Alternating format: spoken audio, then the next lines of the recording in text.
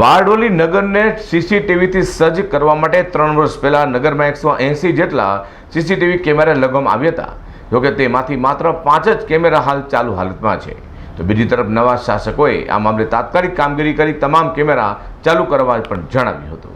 બારડોલી નગરમાં થતો ગુનાખોરીને અટકાવવા જે સમયે પોલીસ તંત્ર અને પાલિકાના તંત્ર દ્વારા મળીને નગરના તમામ પોસ્ટ પર સીસીટીવી કેમેરા લગાવવામાં આવ્યા હતા. 2017-18ના પાલિકાના શાસકો દ્વારા લક્ષ્મી એન્જિનિયરિંગ પ્રાઇવેટ લિમિટેડ આ કેમેરા લગાવવાનું કામ સોંપવામાં આવ્યું હતું. એજન્સી દ્વારા નગરના 52 જેટલા પોઈન્ટ પર 1.88 કરોડના ખર્ચે 180 જેટલા સીસીટીવી કેમેરા લગાવવામાં આવ્યા હતા. કેમેરાઓ પાછલા ઘણા મહિનાથી બંધ હાલતમાં છે. જે તે એજન્સીના અવધિ પૂરી થતાં હાલ કેમેરાનું રિપેરિંગ કામ કરવાની તસ્દી સુધા પણ કોઈએ લીધી નથી. બીજી તરફ હાલ જે થોડા સમય અગાઉ ચૂંટેલા નવી બોડીના પાલિકા પ્રમુખ દ્વારા કેબલ કપાઈ હોવાના કારણે કેમેરા બંધ હોવાનું જણાવી અન્ય એજન્સીઓને તાત્કાલિક કામ સોંપી તમામ સીસીટીવી કેમેરામાં ચાલુ કરવા બાંહેધરી પણ આપી છે. ઓપરેશન એન્ડ મેન્ટેનન્સનો સમય પૂરો થયો છે, તો નવી બોડીમાં ઠરાવ કરીને વાર્ષિક ભાવે રિપેરિંગ એન્ડ મેન્ટેનન્સ માટે કોઈ એજન્સી નક્કી થાય એની માટેની ટેન્ડર પ્રોસેસ થઈ ચૂકી છે. ટૂંક સમયમાં ટેન્ડરો આવી જશે અને ફરીથી બારડોલીના બધા કેમેરા ચાલુ કરવાની માટે રિપેરિંગ અને પ્રોસેસિંગ કાર્યવાહી ચાલુ થશે. अच्छा, बारडोली डिवीजनના ડીવાયએસપી તેઓ દ્વારા પણ લેખિતમાં આપને જાણ કરવામાં આવી છે, તે બધું શું?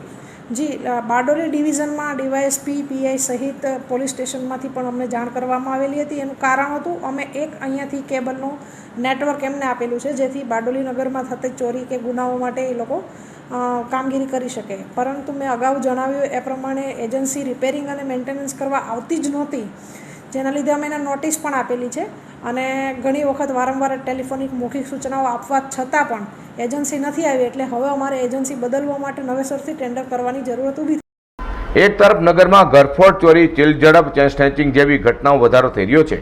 હાલ જ 2 દિવસ અગાઉ નગરના રેલવે સ્ટેશન પાસે દૂધનો વેપાર કરતા એક મહિલાની નજર ચૂકી વકરાનો ગલ્લો ગઠિયા ઉઠાવી ફરાર થઈ જવા પામ્યા હતા. ગલ્લામાં 8,000થી વધુનો વકરો ગઠિયાઓ લઈ જવા પામ્યા છે. મહિલાએ પોલીસ ફરિયાદ પણ કરી અને પોલીસ તપાસમાં આવી તો મહિલાઓની લારીની સામે જ પાલિકાના 4 જેટલા કેમેરાઓ, પરંતુ કેમેરા જ બંધ હોય તો પોલીસ કઈ રીતે આવા ગઠિયાઓને હાલ જેલની પાછળ ધકેલી શકે? નગરમાં બનતી ઘણી ગુનાખોરીના આરોપીઓને પકડવામાં સીસીટીવી ફૂટેજો પોલીસને મદદરૂપ થઈ શકે છે, જેને ધ્યાનમાં રાખી લઈ બારડોલી ડિવિઝનના ડીવાયએસપી રૂપલબેન સોલંકીએ પણ કેમેરા તાત્કાલિક ચાલુ કરવા બાબતે પાલિકા તંત્રને લેખિતમાં રજૂઆત કરી હતી. સીસી ફૂટેજનું જે આ નગરપાલિકા દ્વારા લગાવવામાં આવેલા છે સ્ટેશન વિસ્તારમાં, બરાબર, એ આજે કેટલા દિવસ સુધી બંધ છે. જ્યારે અમારા સ્ટેશન વિસ્તારની અંદર ચોરી થાય છે, હમણાં એક બેનને ત્યાં ચોરી થઈ ગઈ, બિચારી સવારથી સાંજ સુધી મહેનત કરે છે, દૂધ વેચતી હતી, બરાબર, એનો 8,000 થી 10,000 રૂપિયાનો ગલ્લો ચોરાઈ ગયો. એ ફૂટેજો બંધ હોવાથી એ ચોરને હવે પકડી કેવી રીતે શકાય? અમે કમ્પ્લેન કરવા પોલીસ સ્ટેશન ગયા તો પોલીસ સ્ટેશનથી જાણ અમને મળી કે બારડોલી સ્ટેશન વિસ્તારના ફૂટેજો બધા કેમેરા બંધ છે.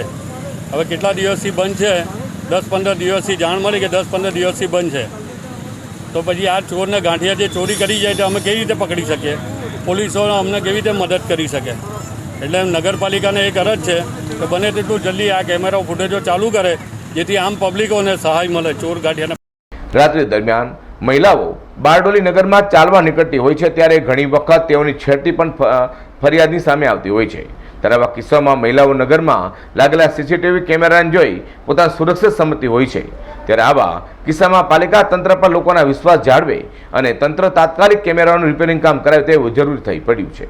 યાસીર કાગઝી, જી10 બારડોલી.